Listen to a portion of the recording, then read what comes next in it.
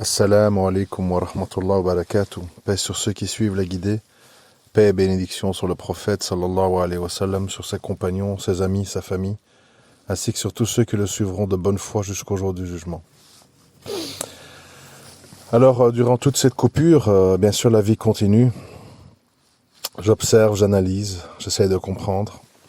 Et j'arrive à certaines conclusions que j'essaye de partager avec vous. Vous savez, quand on parle... On va dire que c'est le point intéressant dans le domaine sportif, c'est l'aspect psychologique et stratégique des choses. C'est-à-dire qu'on apprend pas mal de leçons dans la vie de choses dont on n'est pas censé tirer des leçons. Quand on observe les animaux, quand on voit l'organisation des groupements humains, quand on voit l'actualité, quand on voit la réaction des gens face à telle et telle situation, etc., etc. Et ce que j'ai envie de dire, si on prend comme référence, par exemple, la boxe, mais ça peut être valable dans plein d'autres cas, c'est, on constate qu'à un moment donné dans la vie, quoi qu'on fasse, quelle que soit l'initiative qu'on prend, un voyage, un départ à l'étranger, un mariage, la venue d'un enfant, etc., etc., il y a les personnes victorieuses, entre guillemets, en gros, qui s'en sortent bien, sont en fait des personnes qui, quand ils entament quelque chose, quand ils entament un processus, un objectif, ils font pas dans la demi-mesure. C'est-à-dire ça devient un objectif, ça devient un obsessionnel. Obsessionnel. Obsessionnel n'est pas spécialement un mot négatif. Obsessionnel, ça veut dire que tu te focalises ton attention, ta concentration, ton temps, ton argent, tes heures de sommeil perdues, etc., tu le focalises sur un objectif ou sur un sujet bien déterminé. Une fois que c'est fait, tu élabores ce qu'on appelle un plan. Tu élabores un plan, une feuille de route. Tout randonneur ou toute personne qui entame un processus, il doit avoir ce qu'on appelle, en langage professionnel ou business, un business plan. Voilà.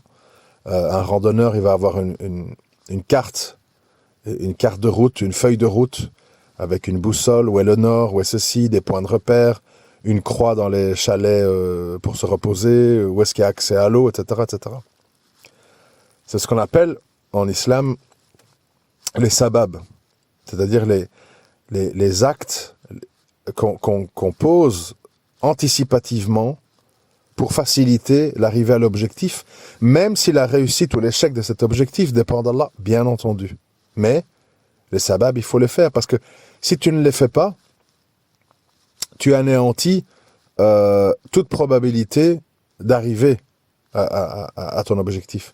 Tu ne peux pas affronter un champion du monde de boxe en ayant mangé n'importe quoi, en ayant dormi n'importe comment, en n'ayant pas fait des séances d'entraînement.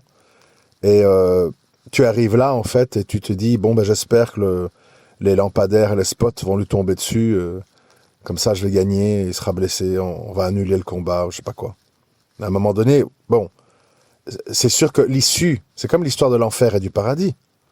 Ni vous ni moi, on sait vers où on est destiné. Mais pourtant, dans le doute, on fait des efforts pour essayer de plaire à Allah, pour adorer Allah comme il se doit, tout en sachant très bien, parce qu'on est prévenu, qu'il est possible qu'avant la fin de notre vie, nous commettons un grand acte de mécréance qui nous vaudra l'enfer, ou que, même si on a été laxiste, etc., il est possible qu'on commette un grand acte de bien, juste, agréé par Allah, qui nous vaudra le paradis. Donc ça, on le sait. Mais ça ne nous empêche pas de tous craindre l'enfer et de poser des actes pour essayer, Inch'Allah, de mériter le paradis. Donc ça, c'est un concept que beaucoup de gens ne comprennent pas, parce que dans l'esprit de beaucoup d'incroyants, Inch'Allah veut dire je m'assois et j'attends que tout se passe. Évidemment, c'est pas ça. Ça veut dire je sais que l'issue appartient à Allah, mais moi, je ne la connais pas, cette issue. Et donc, dans le doute, je fais de mon mieux. Et c'est comme ça pour tout. Quand je vais me marier, je ne sais pas si ça va se terminer par un divorce ou pas. Mais pour essayer de maximaliser l'éventualité d'une réussite, je vais poser toute une série d'actes avec mon épouse ou mon mari pour essayer que ça se termine bien. Tout en sachant, je n'éviterai pas l'inévitable. Mais ça ne veut pas dire pour ça que je ne fais rien. Parce qu'à ce moment-là, j'accentue la probabilité que ça se passe mal. Et ça va ne faire que confirmer ce qu'on appelle des prophéties autoréalisatrices. Ça va faire que confirmer mes pensées de départ. Okay? Mais c'est comme ça pour tout. Un enfant, on ne sait pas. Est-ce qu'il va être croyant, mécroyant? Est-ce qu'il va être un bon enfant, un mauvais enfant? Est-ce qu'il va être un plus pour la société ou un moins? Dans le doute, je fais de mon mieux pour l'éduquer convenablement. De l'amour, un encadrement, une assistance, de l'écoute, de la compréhension, de l'empathie, etc., etc. Et donc, il faut un plan. Il faut un plan. Et puis, une fois dans l'action, il faut suivre son plan. Voilà, de nouveau, si on fait référence, mais ça, je prends un exemple parmi tant d'autres, dans la fameuse saga Rocky, le film avec Stallone, etc., on constate en fait que, et je vais vous donner d'autres exemples après, on constate en fait que c'est pas le plus fort, c'est pas le plus athlétique, c'est pas le plus rapide, c'est pas tout ça. Lui, il le sait. Il sait très bien ses faiblesses et ses qualités. Il les connaît. Mais il joue sur quoi? Il joue sur ses qualités et il joue sur son plan. Ses qualités, c'est quoi dans ce film? Ses qualités, c'est qu'il a un grand cœur, voilà, c'est important, et il a une grande capacité d'encaissement des coups. C'est-à-dire que il est capable de prendre beaucoup de coups sans tomber à terre. C'est une de ses qualités. Donc, sachant ça, qu'il n'est pas le plus rapide, qu'il n'est pas le plus athlétique, qu'il n'est pas le plus grand, qu'il n'est pas le plus ceci, qu'est-ce qu'il élabore comme stratégie tout le long de sa carrière, pour qui connaît la saga un petit peu? C'est qu'au départ, il essaye de pousser l'autre à se vider, c'est-à-dire à le frapper dessus, à courir, à multiplier les rounds, 1, 2, 3, 4, 5, 6, etc. Et quand il sent que l'autre commence à baisser d'intensité, qu'il n'est plus capable de courir, de trottiner, de danser aussi vite, que les coups partent de moins en moins vite, sont de moins en moins puissants, etc. À ce moment-là, il sort et il commence à frapper, et durement, parce qu'il a une force de frappe assez forte dans le concept du scénario du film. Mais donc, il a un plan. C'est-à-dire, il ne débarque pas là en disant je vais lui sauter dessus, etc. Oui, ça peut marcher pour certaines personnes. Par exemple, dans le même sport, Mike Tyson, c'est-à-dire c'était une petite boule de nerfs, hyper énergique, hyper costaud, etc. Voilà, il sautait sur son adversaire et souvent il terminait le combat avant la fin du premier round, au meilleur moment de sa carrière. Puis à un moment donné, quand il y a eu de l'âge, les problèmes de drogue et autres, l'intensité a baissé, la vitesse a baissé, et à ce moment-là, toute une série de gars mieux préparés que lui, plus costauds, peut-être moins rapides et tout, mais l'ont mis un terme à sa carrière et l'ont poussé à la défaite. Donc, c'est-à-dire que chacun d'entre nous, chaque groupement humain, nous avons des qualités, des défauts et des avantages et des inconvénients par rapport aux autres. Et quand on établit un plan, on doit établir un plan qui tient compte de notre réalité. Tu vas pas dire, voilà, je fais, je sais pas moi, je fais 1m90, je pèse 120 kilos, et je vais courir le 100 mètres aussi vite que un gars d'1m80, c'est 75 kilos de muscles, ultra sec, etc. Tu perds ton temps, ça sert à rien. Donc à un moment donné, il faut essayer de voir la réalité en face. Alors pourquoi je parle de tout ça? Je vais donner d'ailleurs un dernier exemple aussi pour montrer que c'est pas des choses que je jette en l'air comme ça sans avoir réfléchi. J'observe. Ceux qui me connaissent bien savent que j'aime assez bien le basket américain. Je suis ça depuis plusieurs années. C'est un des rares sports en fait qui m'intéresse. Le reste, je suis d'un œil très éloigné, etc. Et dans le basket américain, en fait, il y a deux joueurs. Ils sont occidentaux, en plus. On dit toujours le basket, c'est un sport de black. Ils sont athlétiques, ils sautent haut, etc. Ce sont deux joueurs qui sont caucasiens, c'est-à-dire occidentaux. et qui sont pas athlétiques.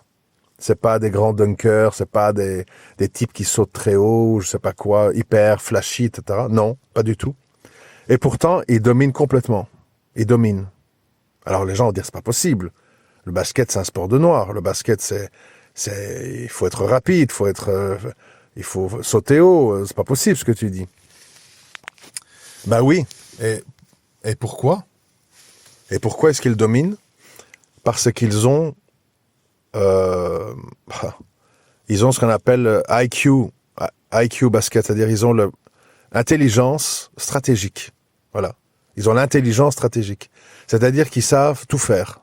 Ils savent tirer de loin, ils savent prendre des balles perdues, ils savent faire des passes très précises et très inattendues. Et donc, ils se retrouvent avec des statistiques monstrueuses et ils se retrouvent tout en haut d'un sport où ils ne sont pas spécialement des grands sportifs. Bon, entendons-nous bien, c'est pas des obèses, c'est pas des gens hors forme, c'est pas ça que je dis. Mais ils n'ont absolument rien à voir avec certains des autres joueurs de leur équipe ou des équipes adverses, qui sont des gars, beaucoup plus rapides, fluides, athlétiques, etc. Mais ils compensent et ils dominent par une grande intelligence de jeu. Pour ceux qui connaissent, je cite les noms, il s'agit d'un Serbe qui s'appelle Jokic, J-O-K-I-C, et d'un Slovène qui s'appelle Dončić, D-O-N-C-I-C.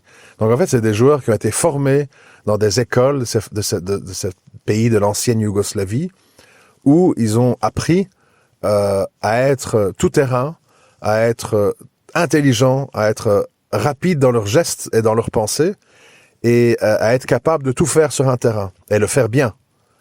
Et ça compense, et ça plus que compense, et ça leur permet de dominer, et d'être meilleurs, et d'être des joueurs incontournables. Et c'est là qu'on voit, et voilà où je veux en venir, c'est là qu'on voit qu'à un moment donné, il faut enlever de nos pensées les concepts auto-limitants. Je suis pas assez grand, je suis pas assez beau, je suis pas assez riche, je suis pas assez ceci, je suis pas assez cela. Ah, mais je pourrais jamais refaire ma vie, j'ai 3 enfants. Ah, mais moi ceci, machin, etc. Voilà, les pensées auto-limitantes.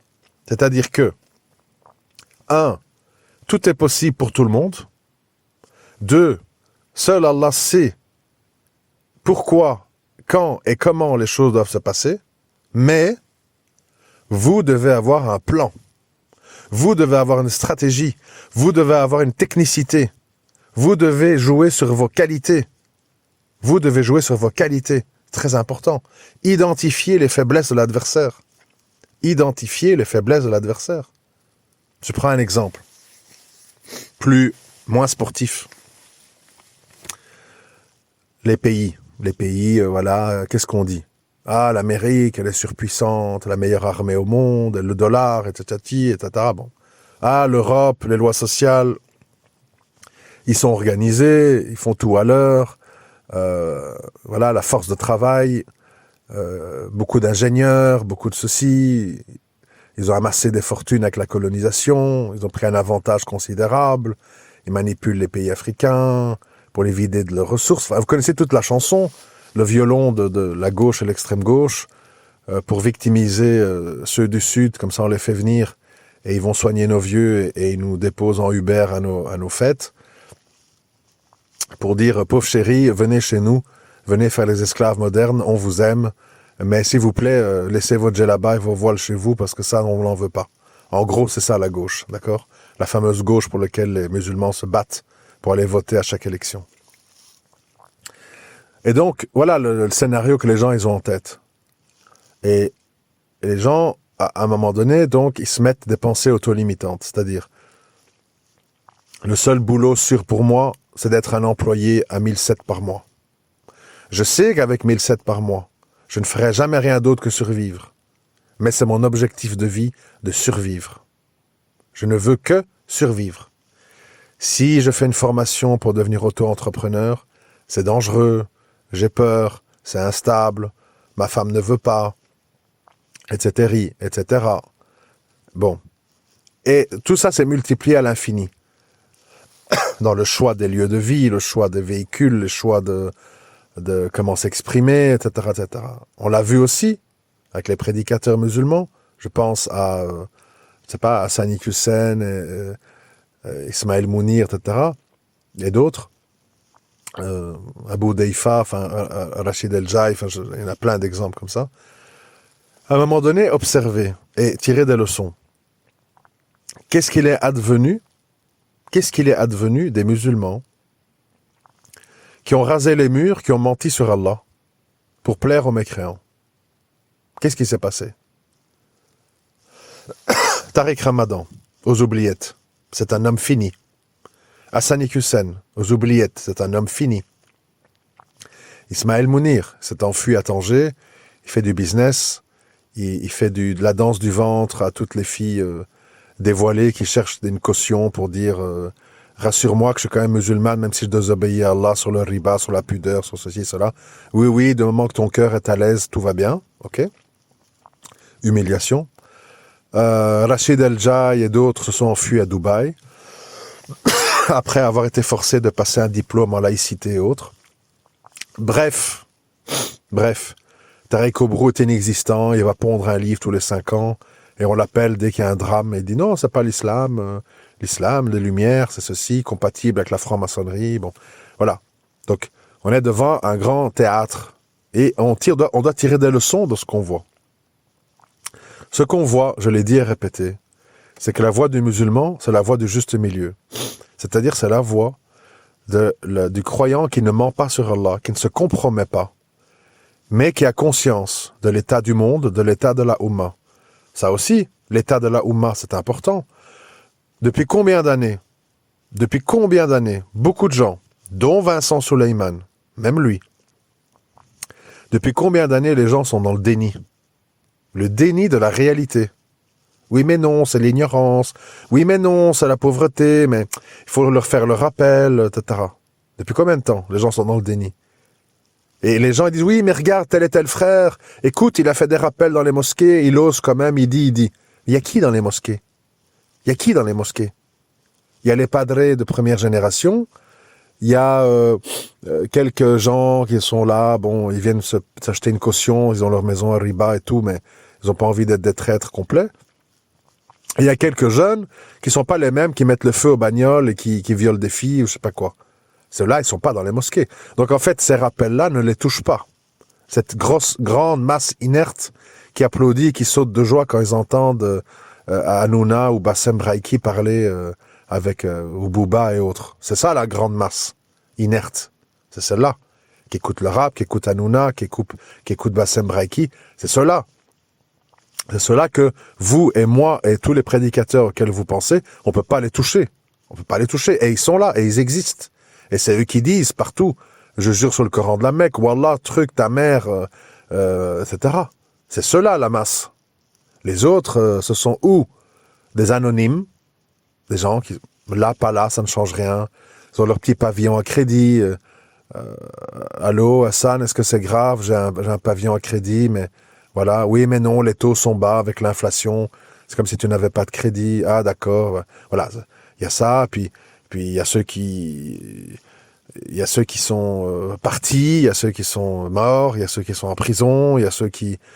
Et alors, il y a une petite minorité, comme ça, de musulmans, en Belgique, en France et ailleurs, qui essayent de slalomer entre éviter la mixité, faire la prière à l'heure, ne pas faire riba, mais trouver un travail, essayer de se marier. Ils slaloment. Et ceux-là, ce sont les khourabas des temps modernes, et ils souffrent énormément.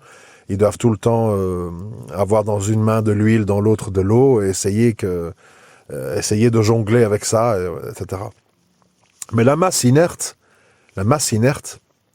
depuis longtemps nous sommes dans le déni, est une masse en fait qui veut du confort, des diplômes, voter et faire sa place en France. C'est-à-dire un petit peu comme les Noirs américains, ils sont pas là pour se battre pour un système alternatif. Ils sont pas là pour...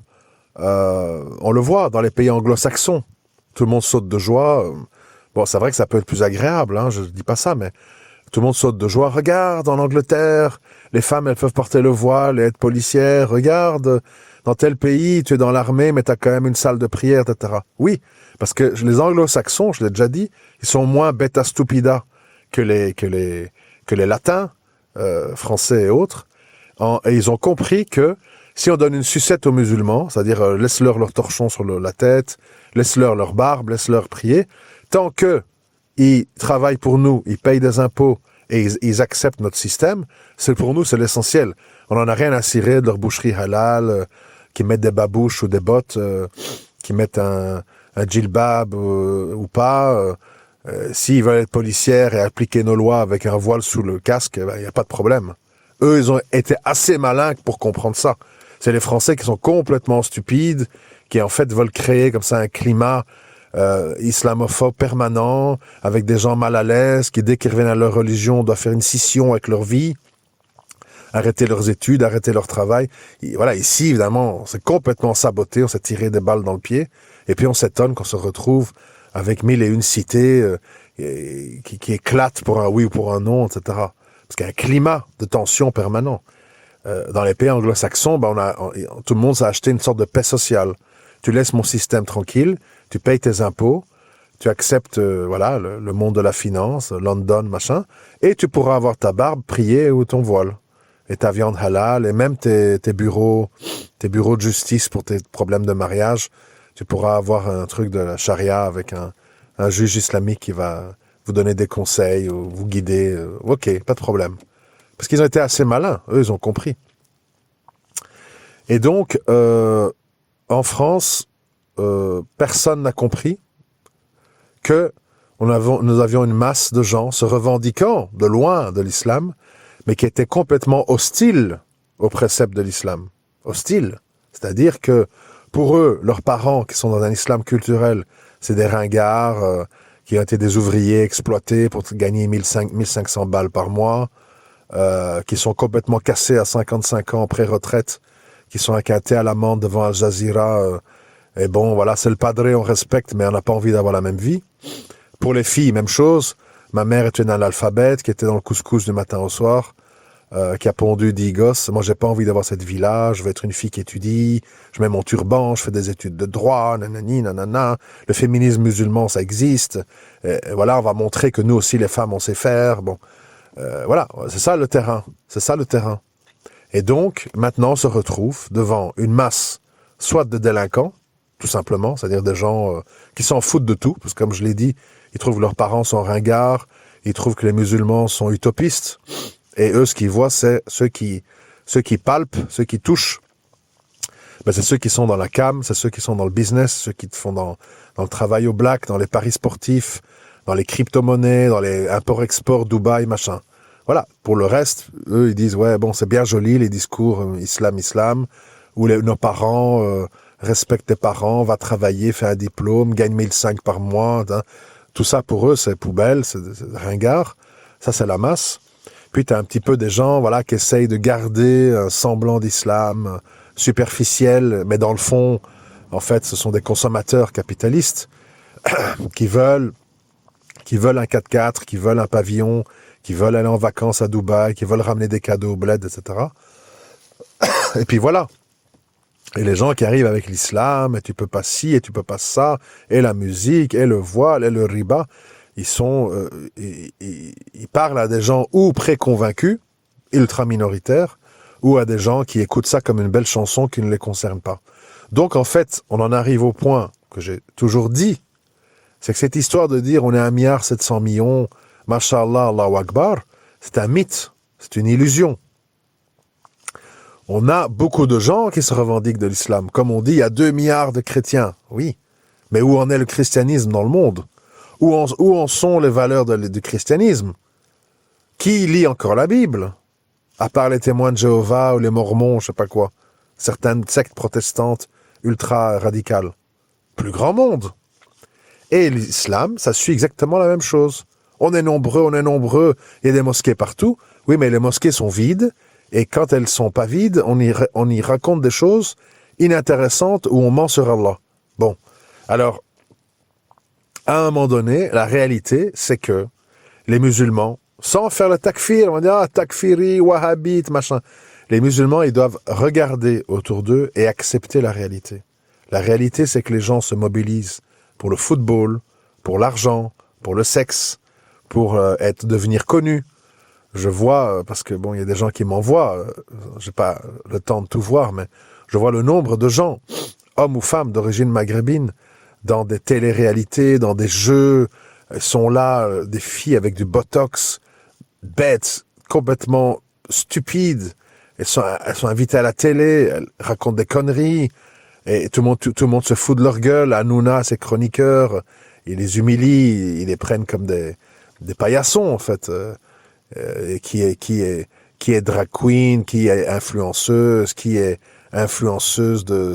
participant de Star Academy, de machin, toutes sortes de gens, évidemment, qui sont tout en bas de l'échelle sociale, sont érigés en héros, hein. Ah, comment t'as fait? Comment ça s'est passé? Et les gens sont invités, ils font de l'argent. Ouais, j'étais à Dubaï, c'est moins cher, j'ai un appartement. Et puis, évidemment, t'as les gens en dessous qui voient ça. Ils disent, attends, quand j'ai des valeurs, je suis un paillasson, on me méprise, je dois combattre dans ma famille, je suis mal vu, la société veut pas de moi, et en plus je tombe sur des musulmans en carton qui font semblant, puis je me retrouve divorcé avec des gosses, etc. Tu vois, je veux dire, il faut comprendre que dans le contexte actuel, dans l'époque de la fin des temps, être pratiquant, si ce n'est pas pour Allah, c'est très difficile, parce que tout est décevant. Tu as les mauvais exemples qui réussissent, professionnellement, économiquement, et quand t'es dans le bon, t'as les gens censés être bons qui te font des coups dans le dos, qui mentent, qui sont des musulmans de façade, t'as cru qu'il avait une belle barbe, il connaissait l'arabe, et puis bam, il te l'a fait à l'envers. Donc, on fait pour Allah. Et on agit avec un plan, une stratégie. Et on n'écoute pas les gens, je répète, les conseilleurs ne sont pas les payeurs, on n'écoute pas les gens, en fait, qui ne comprennent pas de loin que vous avez une stratégie, ne comprennent pas de loin que vous avez un plan. Eux, ils disent, mais non, quand il y a la sonne qui retentit, tu dois te jeter sur l'adversaire et le bombarder de coups. Puis, tu rates la cible, tu prends un uppercut, et tu es KO, et c'est terminé. On te sort du ring sur un brancard, et tu termines aux urgences. Donc, c'est pas ça le but. Le but, c'est de réfléchir. Oui, nous sommes petits. Oui, nous sommes humiliés.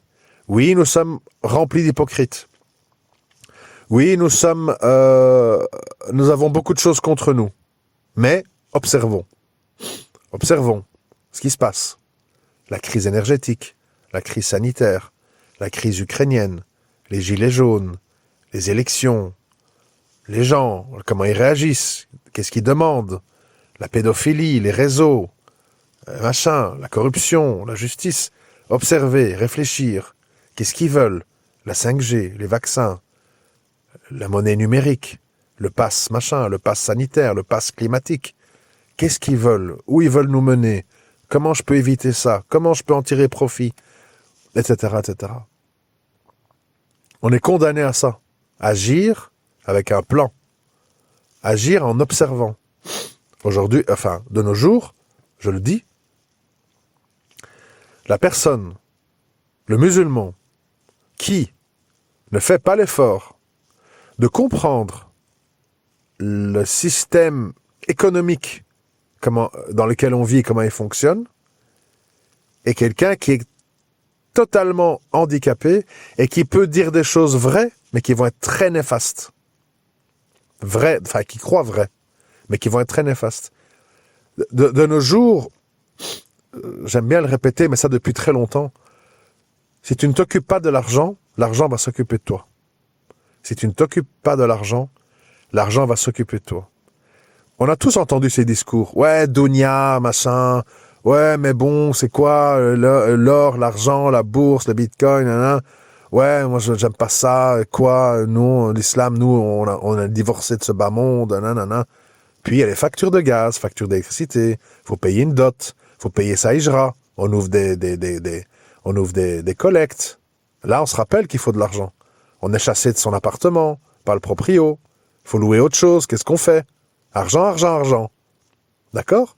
Donc, arrêtez d'écouter les gens qui sont dans le déni. La réalité, elle est devant nous. Je viens de vous la décrire à tous les niveaux. Si tu ne réfléchis pas, si tu n'élabores pas de plan et de stratégie, tu seras broyé par la matrice. Tôt ou tard. tôt ou tard. Quels que soient tes projets. Partir vivre à l'étranger, tu vas faire ça comment sans argent? Tu vas faire ça comment sans projet? Tu vas faire ça comment sans un plan? Je fais ci, je fais ça, je demande tel visa, et puis ça, et puis je vais voir tel frère, et puis avec lui, il m'amène chez tel gars, et avec lui, on va acheter ceci, et puis voilà. Tu vas débarquer là, fleur au fusil, à l'aéroport. Coucou, salut, moi je fais Hijra, je divorce de l'Occident, Koufar, Tfou, etc. Monsieur, veuillez vous mettre en salle d'interview, vous nous semblez un peu bizarre, on va vous interroger. Si nos doutes se confirment, on vous envoie sur le prochain vol renvoyer chez vous. Voilà. Parce que la réalité du monde, c'est que tous les pays du monde poursuivent un objectif, c'est la croissance économique et c'est le fait de donner des perspectives à sa jeunesse. L'Arabie Saoudite est occupée à faire 1001 investissements, il profite du pétrole qui a retrouvé des couleurs, pour essayer d'encadrer, d'occuper et de faire travailler toute leur jeunesse, puisque les gens, ils avaient 2, 3, 4 épouses, avec chaque fois des 7, 8 enfants, ben, il faut occuper les jeunes. Il faut leur donner une perspective. Et donc, c'est pour ça qu'en ce moment, l'Arabie Saoudite se préoccupe énormément de tourisme, de Coupe du Monde, d'argent, de projets pharaoniques, etc., parce que il y a cette donnée-là. Alors, est-ce qu'ils ont tort, est-ce qu'ils ont raison? Ben, ils ont raison. Le problème, c'est... dans quel cadre, dans quelle loi, avec quelles limites, voilà. Mais le fait qu'il faut des projets, le fait qu'il faut aller de l'avant et vivre entre guillemets avec son temps, oui, bien sûr, ils n'ont pas tort là-dessus. Il faut toujours faire la part des choses. Et je vous dis, les gens trop radicaux, j'ai divorcé de cette dunya, l'argent, fou, machin, sont des gens en fait qui se mentent à eux-mêmes et la réalité va se rappeler à eux quand ils auront des frais ou quand ils auront des dépenses pour des garanties locatives, des billets d'avion, des déménagements, des emménagements, des enfants soignés aux hôpitaux, il faut payer les pédiatres et les hôpitaux. Là, ils vont se rappeler de l'argent. Voilà. Et si vous voulez, chaque sujet a des règles. Il y a le permis de conduire, c'est des règles, le code de conduite. Tu veux jouer à un jeu de société, un sport, il y a des règles. Ah, football, boum, t'es hors jeu, ton but est invalide. Ah, tu fais une faute, t'as une carte jaune. Une faute grave, carte rouge, tu sors du jeu, et ainsi de suite. Tout dans la vie est codifié. Parce que quand ce n'est pas codifié, c'est l'anarchie. Et quand c'est l'anarchie, on peut rien construire, et ça se termine mal. Donc le musulman n'est pas anarchique, il respecte les codes, les limites, mais il en tient compte. Il tient compte de tout. Et donc c'est pour ça que je dis, il faut pas mettre en opposition la spiritualité, la religion, le monde d'ici-bas, l'argent, le sexe. Tout ça, ça fonctionne ensemble. Les gens n'aiment pas, par exemple, qu'on parle de sexe. Ah, t'es fou. Ah ben c'est les convertis. Nous, on a la Hishma. Ça se fait pas chez nous. C'est bon. Alors, tu vas pas le faire. Les gens se retrouvent, hadith, Coran, prière, djellaba, djilbab, puis à la vie de tous les jours. La vie de tous les jours, nous sommes des êtres biologiques. On doit manger, dormir, se laver, aller aux toilettes, etc. Et également, nous avons des besoins sexuels. Et donc, si tu n'as pas été préparé, si tu sais pas de quoi on parle, si tu sais pas comment fonctionne une femme, un homme, etc., ben, tu vas droit dans le mur. Et puis tu vas dire, mais je comprends pas. Moi et ma femme, on est pieux, et on est ceci, et on a 2 enfants, et on respecte les lois d'Allah, et machin. Mais ça va pas du tout entre nous, on n'arrête pas de se disputer. Ben, peut-être que c'est quelque chose de bassement sexuel. Oui, c'est pas très reluisant, mais ça fait partie de nous. Nous ne sommes pas au paradis, nous ne sommes pas des anges. Nous sommes des êtres faits aussi de chair et de sang, et de sens, et on doit en tenir compte. Donc, moi, ce que je veux vous dire ici, c'est que essayez d'accepter l'idée, dans le monde dans lequel je vis, il y a des codes, il y a des règles, et il faut avoir des plans. Il faut avoir une stratégie. Il faut analyser les avantages qu'on a et sur cette base-là, élaborer son plan. Pas élaborer un plan sur « Ouais, l'islam, on est la meilleure des communautés, takbir, Allahu Akbar, allez les frères, etc. » Ah oui, mais on a des Kalachnikov rouillés et des pick-up Toyota qu'on a volés aux autres, et les autres sont avec une grosse cochonne à Miami qui pilote un drone et qui t'envoie des missiles et tout le monde est mort. Ah. Voilà la réalité. Tu veux pas en tenir compte? soit, fais-le pour toi, mais n'embarque pas tous les autres gens avec toi. Ne dis pas aux gens, non, c'est comme ça c'est le bien, on ne fait confiance qu'à Allah. On est tout nu, mais c'est pas grave. Ah non. Si t'es tout nu et t'es dans le désert, t'auras des coups de soleil, t'auras la peau brûlée. Que tu le veuilles ou non. Alors, enterre-toi sous le sable. Je sais pas. Dans la vie, il y a des réalités. Et il faut en tenir compte. Ou sinon, tu es un irresponsable. Sans se compromettre et mentir sur Allah, ce qui a valu, je le répète ce que j'ai dit au début de cet audio, l'humiliation, la déportation, l'extermination de toute une série de pseudo-prédicateurs. C'est ça le truc. Et moi, mon travail, qu'on aime ou qu'on n'aime pas, qui a été apprécié ou déprécié, il a toujours consisté à essayer de dire, voilà la réalité, voilà qu'est-ce qu'on peut faire, et essayons de faire en tenant compte du fait qu'on est musulman. Et essayons de ne pas être des hypocrites. C'est pas facile, mais on n'a pas d'autre choix. On n'a pas d'autre choix que de jongler entre l'eau et l'huile, parce que si on ne le fait pas, ça va se retourner contre nous, et les deux pots vont se renverser, et on perdra toute notre eau et toute notre huile. Je vous remercie de m'avoir écouté. À très bientôt, Inch'Allah. Assalamu alaikum wa rahmatullahi wa barakatuh.